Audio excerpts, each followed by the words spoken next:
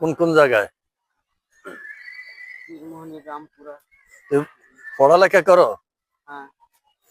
দেখেন দর্শক মন্ডলী, উনি ছাত্র মানুষ হিসাবে, মা বাপের একটু গরিব অবস্থার হিসাবে তারপরে এই ব্যবসা করি, সংসারও কিছু টাকা দেয়, তারপরে ওনার নিজেরও পড়ালেখার খরচ সুন্দরভাবে চলে।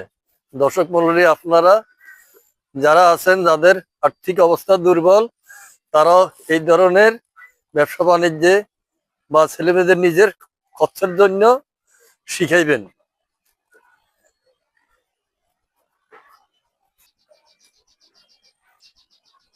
আমি এই ছেলেটি ব্যবসা করে দেখে আমার মনে খুব আনন্দিত, এবং আমি খুব তারে দোয়া করি আল্লাহ যেন এই পড়ালেখার এই এই এই ব্যবসার উসুলে সে ভালোভাবে শিক্ষিত হয়ে অনেক কিছু করতে পারে, দেশের কামনা করতে পারে এবং জাতির কোনো সেবা সুযোগ করতে পারে।